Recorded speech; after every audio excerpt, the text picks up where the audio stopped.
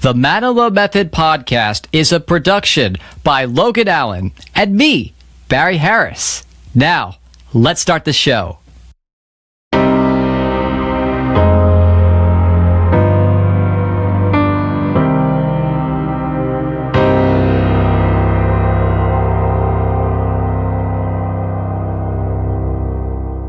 Welcome back to the Manilow Method. If you're watching or listening, we're so happy you're here with us. I am Logan Allen. That is Barry Harris.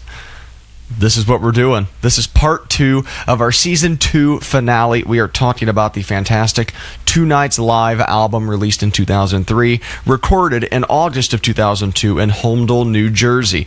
You can go back and check out part 1. We talked about disc 1, labeled as Night 1, but you'll find out why that's kind of not correct if you go listen to the first part. Let's just dive straight into this right here. Right off the bat, we have one of my favorite Manilow concert openers ever. I'm Coming Back. This is from Here at the Mayflower. If you have tuned into this show before, you know that Barry and I both think Here at the Mayflower is Barry Manilow's greatest original work to this very day. And this song was written to open concerts. I don't think that's why he wrote it, but man, this is just such an awesome song to have at the beginning of the show.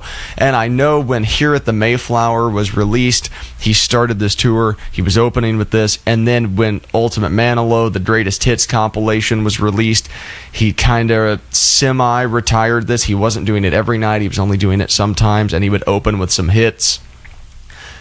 This should have opened every show. This is a fantastic song, regardless of if you know it or not. It has such a bounce to it. In fact, the live version has more of a bounce than the record does. The record is more about the slow-paced groove. This one's more about the bounce and the uplifting sound that this comes out. It's so good. I'm stumbling over my words already because I just love this song so much. Barry, what do you prefer, the studio version or the live version of I'm Coming Back? Well, you know, the live version of this is so particularly special. And when I first heard the Mayflower and I heard I'm Coming Back, there's a very soft intro on it that's not on the live version, but then it just kicks up into this industrial rock. And as soon as I heard it, I'm thinking, wow, this has to open the show. And lo and behold, when I went to see the Mayflower tour, this live 2002 tour, in Newark, Delaware, which was very early on in the tour. He was just playing theaters and he was promoting his 2001 studio album Here at the Mayflower, from which I'm Coming Back comes. And I just remember hearing those drums start, do-goo-ga, do-goo-do-ga, and I'm like, I'm Coming Back! And it was great to hear it live. And twice in my life, I've been surprised and delighted by Manilow. One time in 2009, I was going to see him in Reading, and lo and behold, the drums kick in, and he starts doing I'm Coming Back, which was amazing. And just recently, I was in London for his special birthday concert at the O2 Arena, and I noticed something was different because the fanfare started to play, but the curtain remained closed when it's usually supposed to open up. So I knew something was happening. He usually, almost every single time, opens with It's a Miracle, but all of a sudden, I heard do-goo-ga, do-goo-ga, and he did I'm Coming Back for his special birthday concert in London. So I've officially heard this 3 times, and every time I've heard it, it has been just as amazing. And it's a great message. It's a great hello song to the audience. I'm coming back so I can love you. And I think he's really transforming the meaning of the song with this live performance. But I'm so glad, even though they didn't do it as much on the latter part of the tour, where they released the Arista compilation record Ultimate Manilow, which charted as a number 3 album and created this sudden resurgence in the music of Barry Manilow. We talked about that in detail in part 1, but this caused the tour to get extended and upgraded from intimate theaters into pretty much outdoor amphitheaters and even arenas, because everybody was flocking to see Barry Manilow. So I'm glad that in the last part of the tour that he at least did I'm Coming Back a couple times, and they preserved it here on night 2 of 2Nights Live. Right. So 2Nights is really 3 shows. We talked about the big, great flood of 2002 in New Jersey. Go back, watch part 1, get our thoughts on that, as well as our friend Mary's thoughts on that. And what's really, really cool to me is I'm Coming Back was only done at the 3rd show of that weekend. It opened the last show of the tour, and in fact, the first 4 songs on disc 2 of 2Nights Live were only done at the 3rd show. That's I'm Coming Back, Sweet Heaven, Who's Been Sleeping in My Bed, and Trying to Get the Feeling Again. Now, Sweet Heaven and Who's Been Sleeping in My Bed, those are, I like to call them UK staples. Pretty much anytime he's in the UK, with the exception of this last run that he did in the summer of 2026, these 2 songs show up a lot. They are thoroughly enjoyed by the UK audience, but until recently, they were very rarely done on US soil. Sweet Heaven has been done at every single show in the year 2026 at the time of this taping, which is kind of surprising to me, honestly. But Sweet Heaven, Who's Been Sleeping in My Bed, 2 fantastic songs. In fact, this compilation was what introduced me to the live versions of these songs. So meaning Who's Been Sleeping in My Bed taken a little faster and done in the key of A minor instead of the more disco-tinged song on the One Voice album in B minor. And Sweet Heaven, this was my first chance to hear the "We Love You, Barry Manilow," that lyric change towards the end. So just like I said in part 1, this album was really formative for me as far as Manilow Live goes, because I'd seen him a couple times by the time I purchased this album, but I hadn't heard a lot of these songs, specifically the Mayflower songs and the UK staples. So this album is so crucial to my understanding of Barry Manilow Live. Barry, talk about these first few songs here, please. Yes, so I mentioned that I had seen the show very early on in the tour in Newark, Delaware, where it was just simply playing a theater, a little arena, and then by the end of the tour, it was upgraded to outdoor amphitheaters, and I saw him 2 nights at the Mad Music Center, back-to-back, a Friday night and a Saturday night. And it's funny because those 2 nights were sequenced like the show, where night 1 seemed to be more focused on hit songs. And at the end of that performance, he asked, "Is there anybody coming back here tomorrow night?" And of course, a lot of us screamed out. And he said, "Okay, looks like I'm going to have to do something different then." So I knew we were going to get something great. And one of the first songs that I heard was "Who's Been Sleeping in My Bed" was the first side. Oh, wow, this is going to be a show that's going to be way different from last night. And interestingly, I think there was a good reason this song was being performed on this tour, because in the year 2001, Daft Punk sampled "Who's Been Sleeping in My Bed" in a song called Superheroes. And what it is, for those of you who don't know, go look up Superheroes by Daft Punk, and they actually sampled Barry Manilow's performance on the One Voice album. They took the opening line of "Who's Been Sleeping in My Bed," "Something's in the air," and they looped it, and that's the whole song. It's just something's in the air, something's in the air, something's in the air. So I wonder if that particular song, the Daft Punk collaboration, is what inspired Manilow to possibly perform "Who's Been Sleeping in My Bed" as the tour went on. Possibly. But nevertheless, though, it's a great performance of a really beloved deep cut from the One Voice album. And Sweet Heaven, I'm in Love Again. Of course, yes, like you mentioned, we get to hear the audience singing along. "We love you, Barry Manilow," in place of the lyric, "I'll sing it on the radio." But you know, this is quite an opening for the second show, quite high energy, and I love it.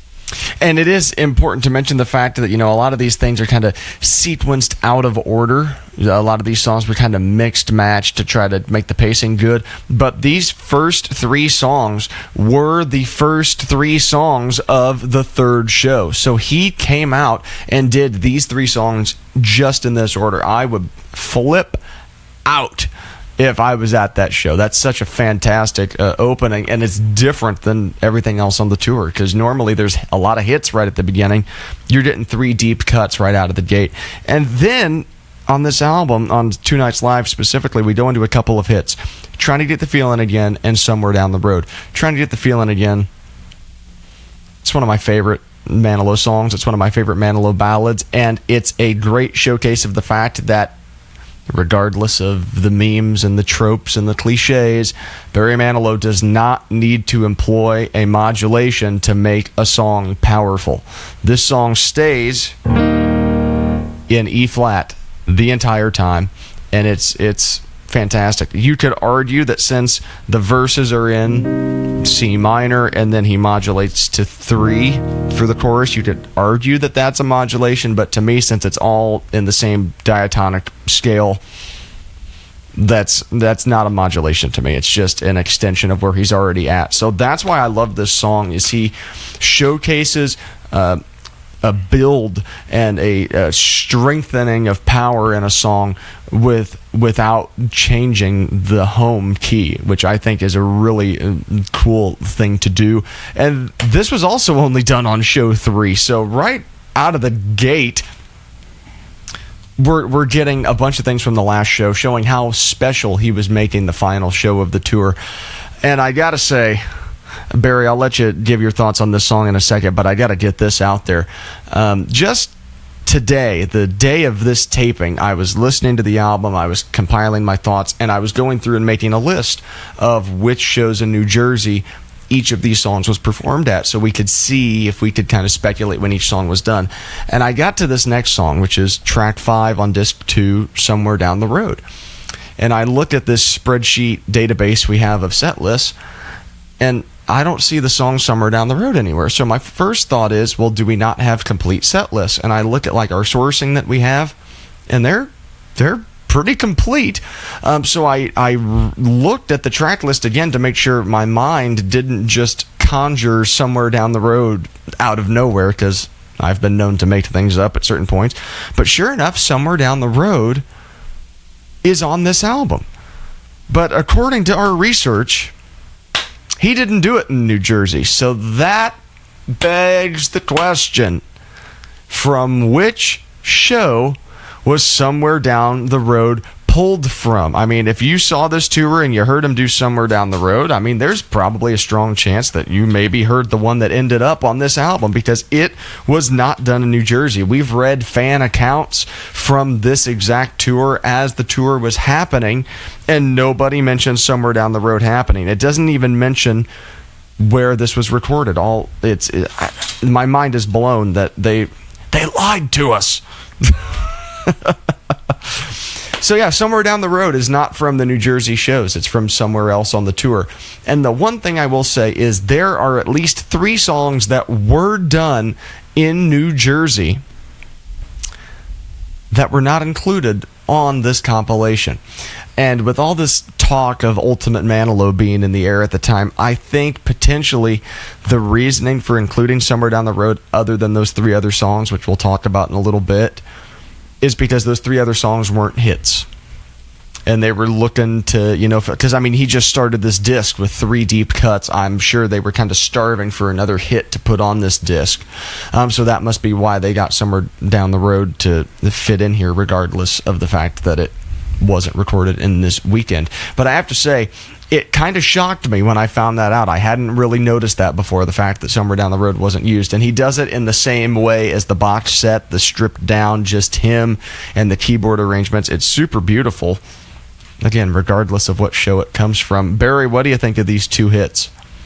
Yeah, I mean, Try to Get the Feeling Again is so powerful. It's a love song, but it's very aggressive. It's very rock and roll. And so it really lands nicely when it's added to a show. It really is a big moment. And then Somewhere Down the Road, I absolutely love what he does with it, because Somewhere Down the Road was a big power ballad when it was recorded for the If I Should Love Again album. But then on the box set, it was in 1992 when Barry Manilow released what's called the Complete Collection and Then Some, a 4 CD box set compilation filled with greatest hits, deep cuts, live performances, and outtakes. And one of the things that he included on the box set was a demo version of Somewhere Down the Road. It was just him and a piano. And for the subsequent tour, when he was promoting that box set with the Greatest Hits tour starting in 1992, he would perform it in an unplugged arrangement with Steve Welch accompanying him on the piano.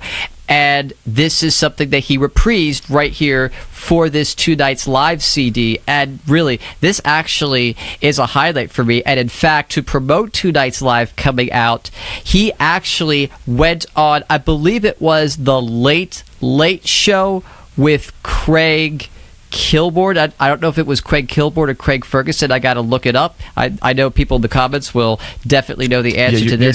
You're gonna get torn apart for not knowing that. I can guarantee it. Of course, I believe that. No, but I remember he actually sang it, and he had Steve Welch accompany him, and they did Somewhere Down the Road. So clearly, this was a special highlight. And like you said, Logan, this may have been sourced from a performance that was not the 3 nights performed in New Jersey. So it's really saying something that they went and sought out a performance of Somewhere Down the Road, and they used that song to promote this album. That's saying something. But actually, I think that this beautiful rendition of Somewhere Down the Road is a real highlight of this CD collection. Speaking of highlights, voice crack and all right there. Speaking of highlights, this next song is such a funny mystery to us. The next song is Frank Sinatra's That's Life. If you saw Manilow in 1999 to 2002, there's a strong chance you probably heard That's Life. He did it a lot, especially on the tour promoting the Manilow Sings Sinatra album, the tribute album that he made when Frank Sinatra died. This song was not on the Sinatra record. He did it at the album release show in New York at a supper club show that he did. He played every song from the new album, plus he did That's Life. And he said it didn't end up on the album. He made it known that he didn't want to tackle the big Sinatra songs, like My Way, for example. He didn't want to touch the big songs because he just didn't feel he could expand on them at all. That's Life, he said he paid for the arrangement, so they were going to do it. And in fact, if you look at the cover image blown up of the Manilow Sing Sinatra album, there are some charts on the music stand in front of him, and That's Life is one of them. So I'm just gonna say this flat out. This is the only released version of That's Life we have in the catalog. 2Nights Live needs to be put on streaming platforms as soon as humanly possible. The fact that it's not there is insane. I had to listen to the CD to take notes for this discussion today. Put it online, please, and thank you so very much. This is the only released version we have of Manilow doing That's Life. And something else I want to put out is if another box set ever happens, some sort of vault compilation, there has got to be some sort of studio rendition of That's Life. The fact that he had a chart of it on his music stand in the album cover photo, they had to have done it in the studio, and he had the arrangement and he did it live, and it's crazy that we have not heard the studio version of this yet, because we need to hear what this would have sounded like on the record. In fact, it was the most staple Sinatra song of the Sinatra tour. He did it every night. He was changing around the other Sinatra songs. This song was every single night. So it's fantastic that we finally got some sort of released version of this song on the album. And it was actually one of my first instances of really exploring how Manilow did this song. He did it on the Manilow Live 2000, where they filmed that in Tennessee in the early year of 2000. That was my first time hearing the song, but this was my first time really kind of educating myself on how he changed his version from Sinatra's, but I think he really kept it true to the original. Barry, what do you think of our only released copy of this song? I love the energy of this performance of That's Life. You know, you raise an interesting question. What would the studio version have sounded like? But one thing I can say about the studio version is that it would be missing the audience interaction, because one thing that I'll never forget him singing, I said that's life, and then all the instruments stop, and the whole audience, all of us just screamed out instinctively, that's life! And because of that, I don't know if that studio version is going to have that same energy. So there's a chance that this live recording could be considered the definitive rendition of this song. But of course, we don't know if a studio version exists, but we're going to speculate that it does because of what you just said about the album cover. So that's our speculation. But let's say hypothetically that a studio version does exist. I'm not sure how it can match up to this energy of this crowd being so enthusiastic about the song. And then, of course, he modulates it, and he has this great horn arrangement behind it, and he's got horns augmenting his band for this tour, so he could easily pull this song out. And I think when you listen to this live recording, I think it's very obvious why this was a staple in the Manilow Sinatra tour well, it wasn't the Manilow Sinatra tour, it was Live 2000. But of course, Sinatra was a big feature in the second act of that particular tour. And here, I'm glad that they reprised it. And I think it also makes sense because he was so close to New York City, and you know that Frank Sinatra is a very famous son of New York, came from Hoboken, New Jersey. I think this song was especially appropriate. On part one of this discussion, we talked about the title track from Manilow's musical Harmony and how extensive of a production number it is. Now let's talk about what I would maybe consider this the most Manilow song from Harmony. If you listen to the Harmony soundtrack and you didn't know it's a Barry Manilow composition, and somebody asked you, well, do you think any of these songs sound like they could be a Barry Manilow song? I think this next song would be the answer. This is Every Single Day, written by Barry Manilow and, of course, Bruce Sussman. This is my favorite song from Harmony. I'm so glad that this has been played live so many times over the years, and I'm so happy that they featured it on this disc, because, by the way, That's Life was only done at the first show in New Jersey. Every Single Day was only done at the third show in New Jersey, so we can pretty much guarantee that's where these came from. Now, with Somewhere Down the Road being pulled from somewhere else, who's to say that one of these songs that was done in this weekend wasn't pulled from some other weekend?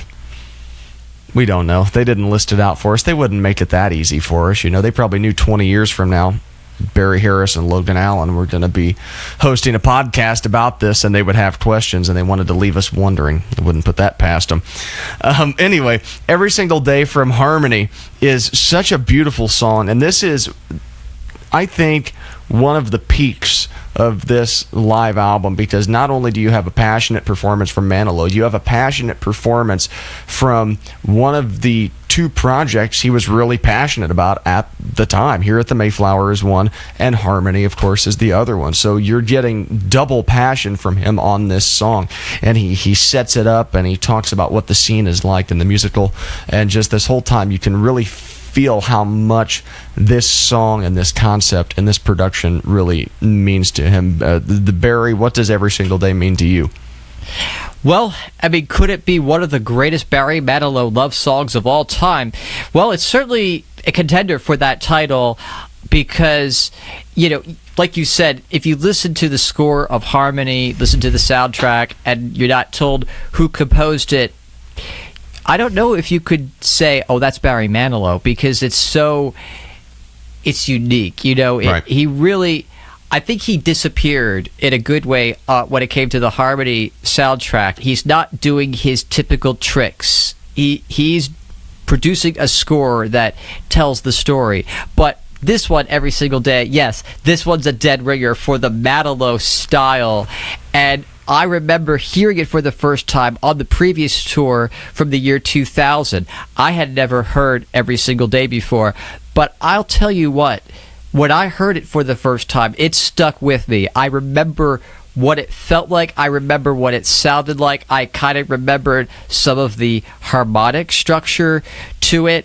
And so to have 2Nights live, that was amazing, because now we actually had an audio version that I could listen to in the car for car rides. It did get released on the Manilow Live 2000 DVD that he taped in Tennessee, and then of course subsequently he did record it in the studio for his Scores album a little bit later in 2004. But for now, this is what we got. This was at the time the most definitive version of Every Single Day, and every time I'd hear him perform this would just make me so excited for Harmony and to see it live on Broadway. And of course, like I mentioned in part one, it was supposed to go to Broadway in the 2000s. It actually had to wait until the 2020s until it finally made it to Broadway. But I have to say, when I saw it finally on Broadway, this song stops the show. It really does. It really is.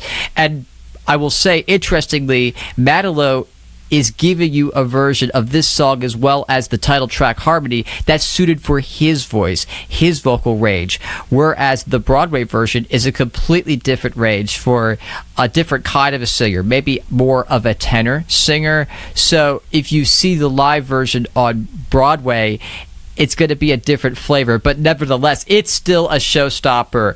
And I think that's what's so funny, is that on the Showstoppers tour, there was almost felt like there was a piece missing when he got to the part where he said, I don't have any musicals, I don't have any songs that I can sing for you.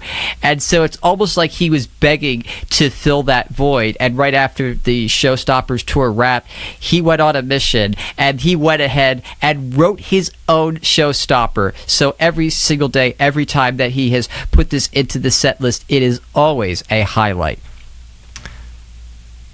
Last episode, we talked about the importance of Let Freedom Ring being in the show, and the significance of the events of 9/11 really impacting some of the set list choices. And this is a fantastic example of that. The next two-song pairing, he does New York City Rhythm and I Made It Through the Rain. And on this tour is when he would change that to We Made It Through the Rain. He would dedicate both of these songs to the people of New York, of his hometown. He is from Brooklyn. And there's a really cool intro that he does to New York City Rhythm. It's reminiscent of New York State of Mind for all you Billy Joel fanatics out there. I know Barry Harris is more of a Billy Joel fanatic than I am. But, all the Piano Man appeal, I think, to the fans of each other. I would like to think that, at least. But, man, this New York City Rhythm, what a fantastic version. And, of course, the piano war between the Manilow and music director Steve Welch, keyboardist Ron Pedley. It's such a fantastic part of the show. I wish they'd put that back in the show. Oh my gosh, that's one of my favorite moments. And I Made It Through the Rain is such an emotional moment, especially with the gravity of the situational awareness that Manilow has to put these songs together in the show. And I think it's a really great combination of two very different songs, but they're both put together for the same purpose. And when the shows would have an intermission on this tour in 2002, these would be the two songs that end the first act. So we talk a lot about how he loves to end his shows on an uplifting note. He is ending the act one part of the show on a very uplifting note as well. Barry, what do you think of the combination of these two songs? Yeah, like I said, it's very uplifting, the idea of, contrasting with what was such a dark and heavy time in the world, that this really added so much levity. And I have to make a comment about the piano wars, is that it was so mesmerizing. I still remember it to this day, that for the instrumental solo part of New York City Rhythm, Barry Manilow, his music director Steve Welch, and his keyboardist Ron Pedley would trade solos. But the way they would do that is that one would play at the grand piano, and then the other would kick the other off and start playing, and then the one who's been exiled runs around the piano and subsequently kicks the next person off. And it was just fun. They just keep running around and around the piano, and I love this bit. And yes, it was such a great moment. And again, I think about my life now and going back, using this whole conversation to reflect. I really think that piano war thing was a big turn on for me and really got me excited that, maybe one day if I work hard, maybe I could do something like that. So, again, you only get an audio representation, so just close your eyes and use your imagination and just imagine them having the most fun time and imagine being there and having the most fun time watching this unfold. But New York City Rhythm, what a great tribute to the city of New York, because it's a great song that celebrates New York, and of course everybody was really wanting to lift up the people of New York after what had happened. And then I Made It Through the Rain becoming We Made It Through the Rain, especially to be performing that so close to New York City, being in New Jersey. No doubt there were so many people in the audience who had been personally affected by this. I can only imagine that this was such a beautiful moment. Now we get into the really fun stuff. I remember when I was really getting into Manilow a few years ago, the Mayflower, I was eating up here at the Mayflower, and my favorite song on the album, and I think it probably still is my favorite song on the album to this day, is She Shoulda Been Mine. As I was digging through the Manilow catalog, I stumbled across this live album, and I was like, oh, I wonder when this is from, and I was looking at the track list, and I remember looking at disc 1 and being like, okay, these are nice songs, it's got The Best of Me, and I didn't know We Live on Borrowed Time at that moment, so I was like, oh, that's cool. And reading down the second disc is the reason that I bought this. Because you get I'm Coming Back, Sweet Heaven, Who's Been Sleeping in My Bed. These are fantastic songs. And She Shoulda Been Mine is actually on here. That is the reason that I bought this in the first place, is because that one song is included on it. In fact, it was only done at the first show in New Jersey. And something interesting I want to bring up to somebody that may be watching, if you happen to have been there for these New Jersey shows. I saw somebody in an old chat room claim that as an intro to She Shoulda Been Mine at the first show in New Jersey, he did a snippet of the song It Amazes Me.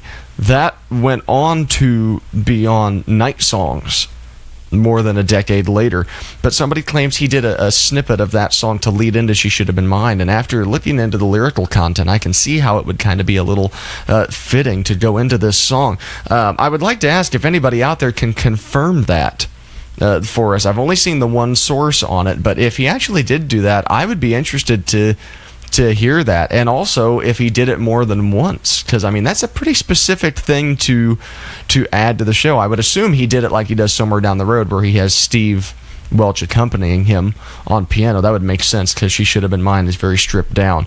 But man, what a fantastic song. It's such a beautiful song. I'd say it's probably in my top 5 favorite Manilow songs of all time, regardless of live version, studio version. It's such a fantastic song. And I will mention, live, he does it a half step lower than the record. He did it in D here on this CD, but on the record it's in E flat. So that's really interesting that he puts out a record and then immediately afterwards he's taking the song down a key. You don't see that very often. He might take keys down at some point, but not usually right afterwards.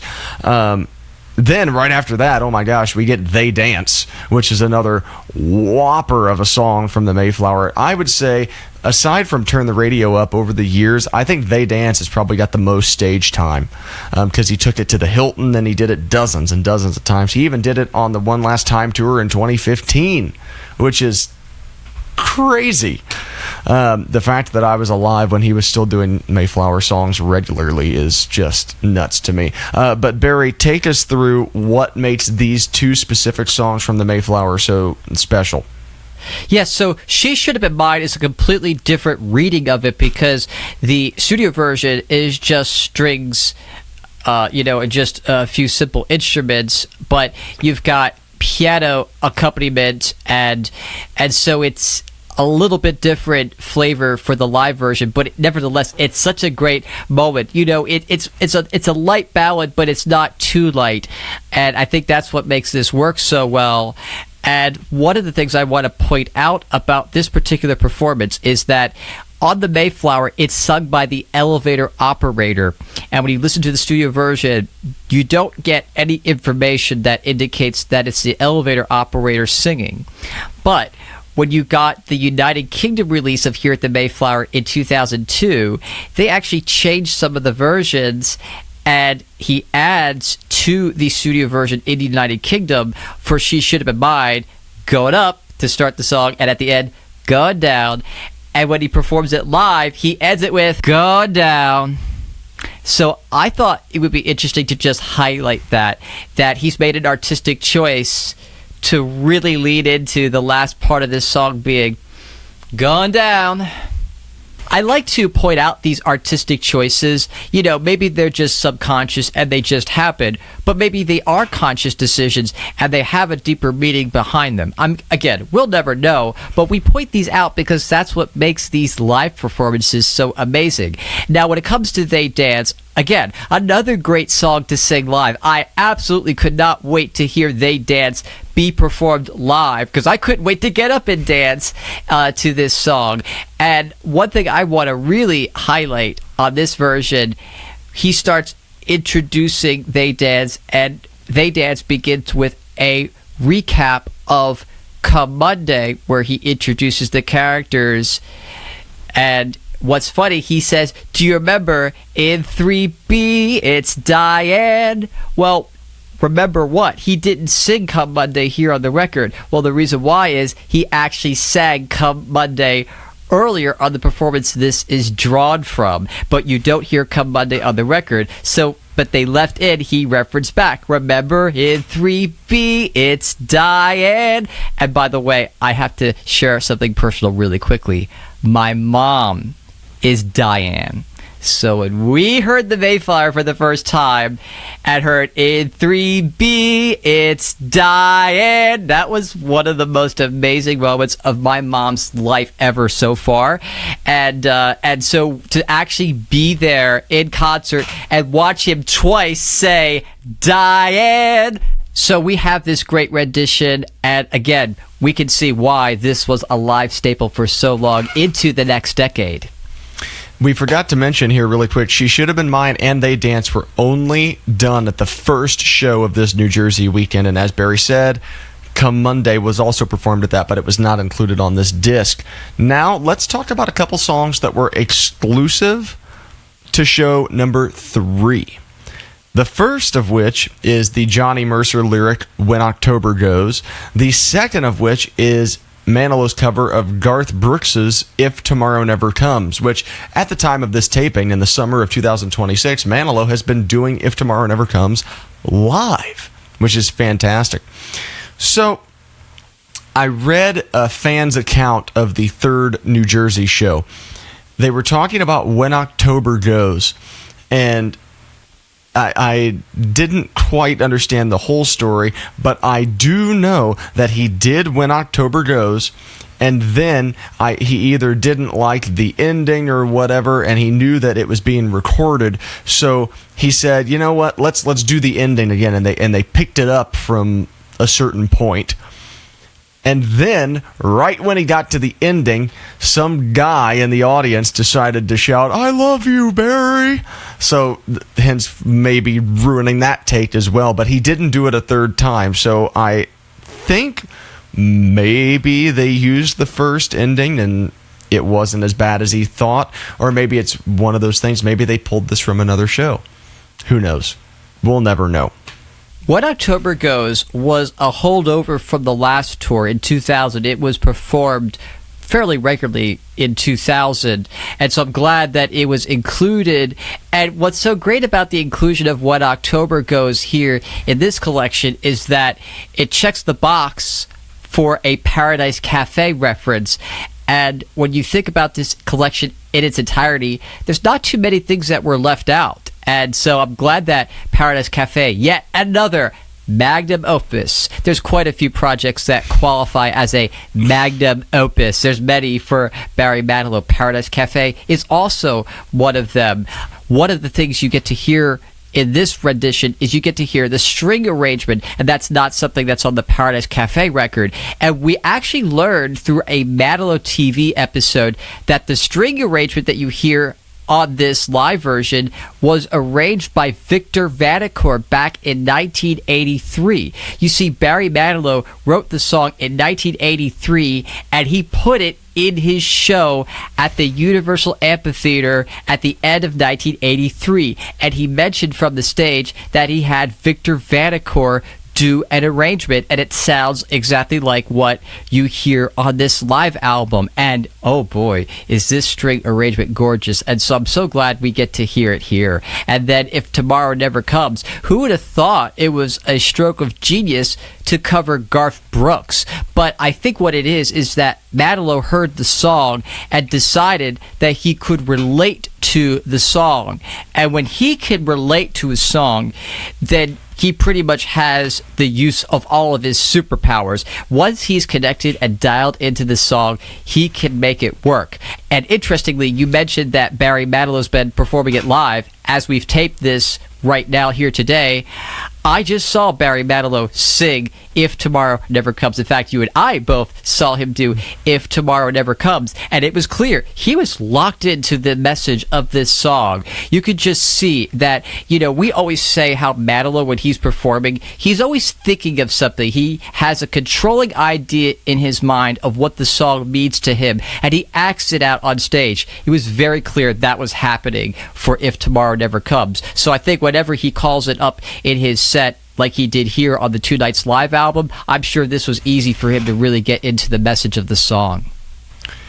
Next are two songs that, on a Barry Manilow live album, you can expect to hear them at this point. Copacabana and I Write the Songs. They were done at all three shows in New Jersey, and I think it'd be a pretty safe wager to guess that maybe they were done every night on this tour, unless something outrageous happened and he had to cut one of them. I think they were done pretty much every night on this tour. We can't really guess which show they're from, but they're two fantastic readings of these songs. I mean, there's I don't know about you, Barry, but there's not much to talk about here. They're just the songs that we know and love for as long as Manilow's been around, basically. Now, a very special ending to this. We get Old Friends from the Showstoppers record, and then we get Forever and a Day. This is such a mind-blowing ending to this album because he had been doing this song live for a healthy number of years at this point, but he had yet to release it until this live album. To this day, the only official releases of this song have been live versions. It was also featured on the 2011 Live in London CD. Only live versions of this song have ever been heard. We have never heard any attempt of what a studio version could sound like. If there is ever another box set, vault release, compilation, whatever you want to call it, please, please, please, if there is a studio version of Forever and a Day, make that the last song. The Best of Me closed the first box set, and it was beautiful, and it was a great way to end it. The only way I can think of to end another vault compilation would be to end it with a studio version of Forever and a Day. Barry, what do you think of this song? It's a top 10 Manilow song in terms of best ofs because the feeling is so heartfelt. He says every single time, or most every single time that he plays this, he says to the audience, I wrote you a song. And so the credit on this is Enoch Anderson and Barry Manilow. And in I believe it was an Ask Barry column in his Barrygram, which is the quarterly news magazine that was put out by the Barry Manilow fan club, he had an Ask Barry column where fans could write questions and he would answer them. And I believe he addressed this. Somebody asked about Forever and a Day, and he clarified that Manilow himself, wrote it, and then he asked Enoch Anderson to come in to help him clean it up. And so this is a very heartfelt, song that's dedicated to an audience that has been devoted to him. And one of the things that's notable about this song is just, again, soaring vocals. Also, not to mention, there's no modulation in this song. That's Right. another thing. It's another way of showing that you can stay anchored in one key, but really have something that's just as emotional and powerful. So the question, I don't know if it has ever been answered, is how and why did this originate? So this is the part where we're going to get into some speculation, which we I'm love ready. to do around here. I'm so ready. So in the year 1995, Barry Manilow went into the studio to record an album, and that album was never released. And we have some cool information that we've found out that we can share this here. Barry Manilow name-dropped the name of the album in an interview that we discovered. Barry Manilow revealed that the album from 1995 that he recorded was going to be called Romance. And he said that Clive Davis rejected this CD called Romance. And so, because Forever and a Day originated around the same time, we're going to make a speculation. I think that Forever and a Day was written as a companion to the Romance album and was maybe going to close the album, because what we know about the Romance CD is that he was recording covers. He recorded songs like It's Not For Me To Say, and that recording actually ended up being released on the greatest songs of the 50s. They went back to those sessions, took that version recorded in 1995, and they released it in 2006 on the greatest songs of the 50s as it was originally recorded. And so I would like to think that Manilow had this beautiful collection of love songs and was going to perhaps close it with a beautiful brand new love song for the collection, and it was going to be a song that was from him to his fans, a song that came from the heart. That would make so much sense if that were true. But again, we have absolutely no basis on that, so we want to be very clear. But if we are somewhat on the money on this, that would be the most amazing thing. And like you said, Logan, should there be another complete collection and then some, I think that would be an absolutely amazing closer. I would love to know what a studio rendition would have sounded like.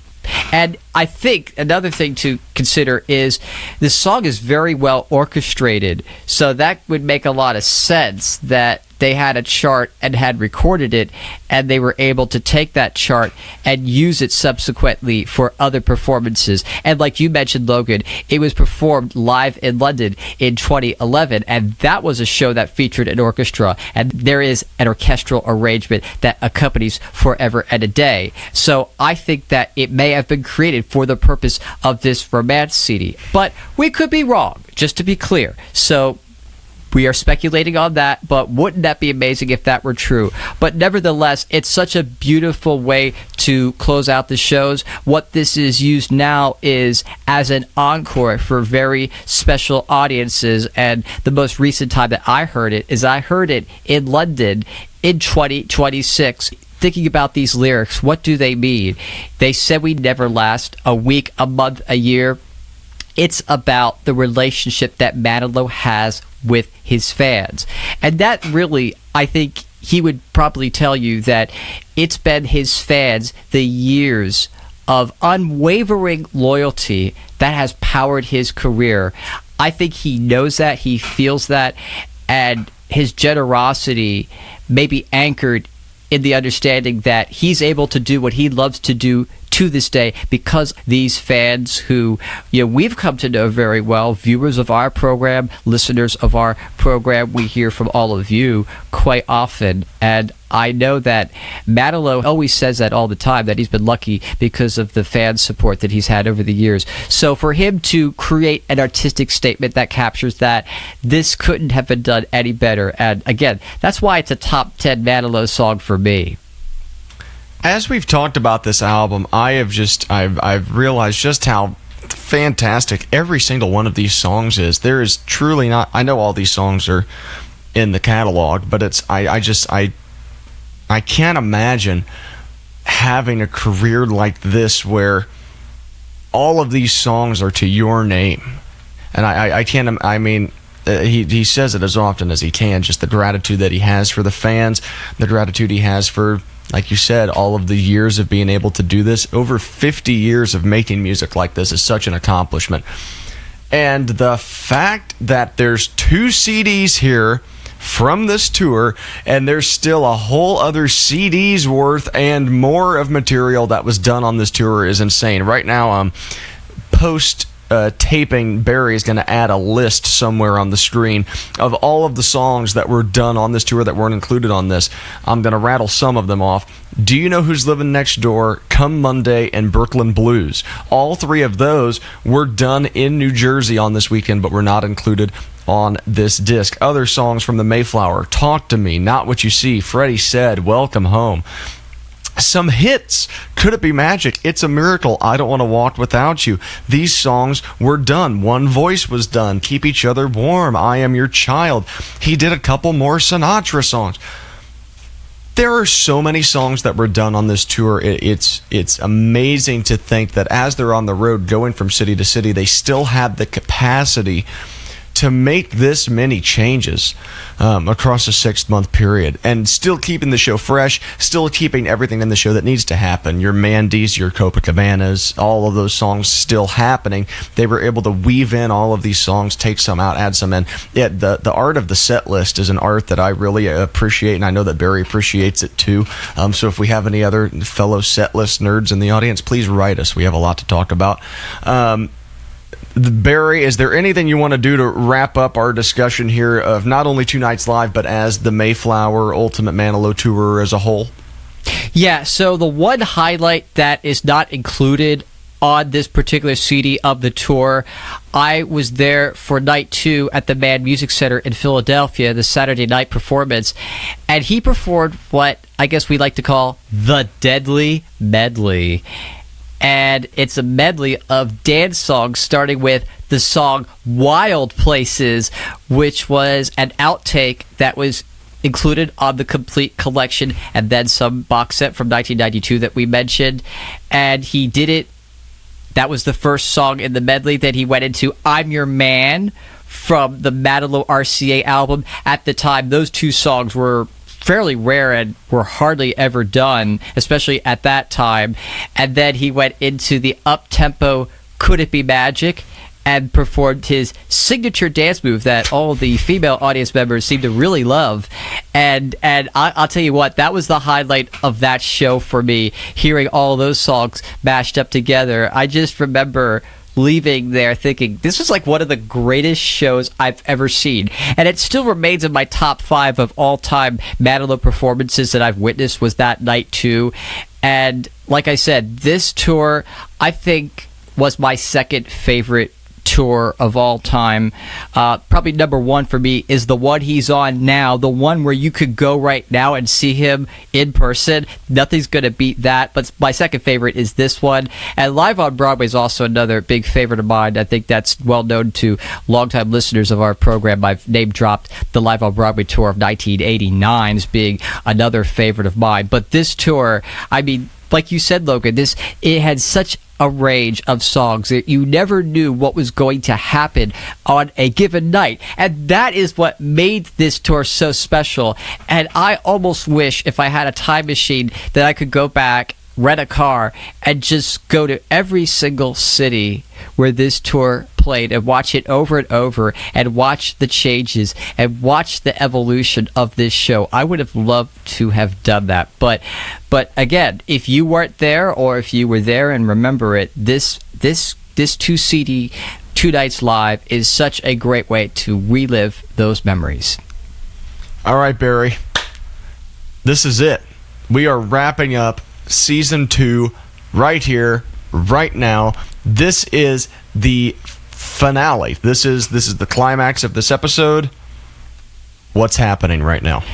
Right, it is time for the MVP contest, and I really look forward to these because we get to spotlight somebody who was involved in the making of the record. We're going to select the most valuable player, an MVP. Logan and I are each going to select one person. We don't talk about this in advance before we tape this, so Logan's picked somebody, I picked somebody. So, Logan, did you write yours down? I did. We've got it.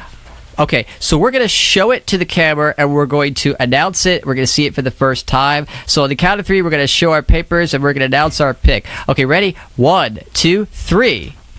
Who do you have? I said it's too bright. I said Steve Welch. I said Steve Welch as well. We've got a match. All right. Okay, Final Logan, why did you pick Steve Welch?